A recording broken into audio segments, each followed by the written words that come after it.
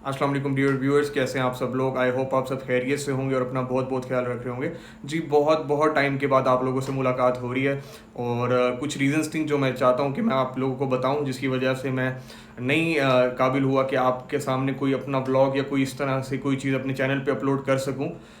सबसे पहले जी मेरी स्टडीज़ थी, मेरी कंपेटिटिव एग्ज़ाम्स की स्टडीज़ मुझे इस बात की इजाज़त नहीं दे रही थी, और जो कंपेटिटिव एग्ज़ाम से रिलेटेड जितनी भी लोगों का कोई भी किसी ना किसी तरह से जर्नी रही है, वो लोग जानते हैं कि बड़ा ही मुश्किल हो जाता है एक टाइम पे आके। अगर आप कोई यूट्यूब चैनल चलाना चाहें या कोई एक्स्ट्रा करिकुलर एक्टिविटीज़ करना चाहें तो बड़ा ही मुश्किल हो जाता है दोनों चीज़ों को साइमल्टेनियसली हैंडल करना।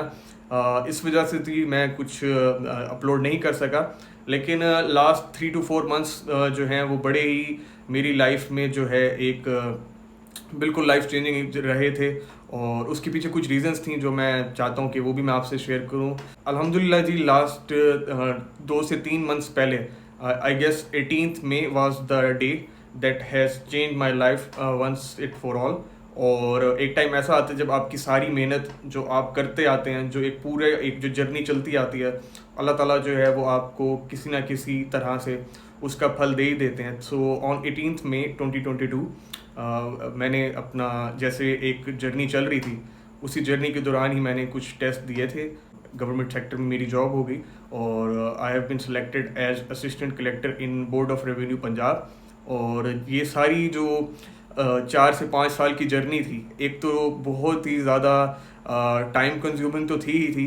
तो सबसे बड़ा जो एक एलिमेंट था वो ये था कि ये एक कोई एक स्टैंडर्ड्स नहीं होते इसमें कि आपने इतना पढ़ना है या कुछ है। ये मुकाबले के इम्तिहानात होते हैं और आप compete करते हैं रेस्ट ऑफ द जितने भी कैंडिडेट्स हैं, और ऐसे ऐसे कैंडिडेट्स होते हैं जिनके साथ जो है आपने compete करना होता है, जिनका जो इंटेलेक्चुअल लेवल होता है बहुत ऊपर होता है। कई दफ़ा ऐसे हुआ कि माई जर्नी स्टार्टेड इन 2017 जब मैंने ग्रेजुएशन की और सबसे पहले सब इंस्पेक्टर पंजाब पुलिस में टेस्ट दिया, और वो भी मैंने क्लियर कर लिया। फिर साइकोलॉजिकल हो गया उसका, बट अनफॉर्चुनेटली, बल्कि मैं आपको कहूँगा फॉर्चुनेटली, कि मैंने वो इंटरव्यू में जो है मेरे कोई डॉक्यूमेंट्स की स्क्रूटनी का इशू हुआ, जिसकी वजह से जो है उन्होंने मेरा इंटरव्यू नहीं लिया। उसके बाद मैं 2018 में भी FIA इंस्पेक्टर मैंने क्लियर किया और वो भी मेरी एलोकेशन रह गई। फिर 2018 के लास्ट में जी मेरी एक जॉब हो गई बैंक ऑफ द पंजाब। वो हमारे पंजाब में जो है वो एक गवर्नमेंट बैंक है वहाँ पे, और वहाँ पे मैंने 3 to 4 मंथ सर्व किया।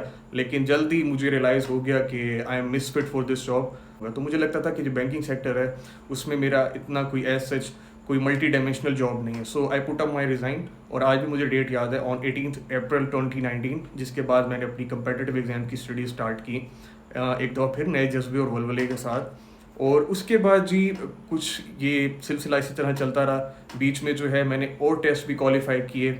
इलेक्शन कमीशन ऑफ पाकिस्तान की तरफ से सीट्स आई थी इलेक्शन ऑफिसर्स की, उसमें भी मैंने क्वालिफाई किया, और इंटरव्यू में जो है वो मैंने हाईएस्ट मार्क्स लिए जो है पाकिस्तान में। लेकिन फिर उसके बावजूद जो है मेरी एलोकेशन जो है वो 1 मार्क्स से नहीं हो सकी।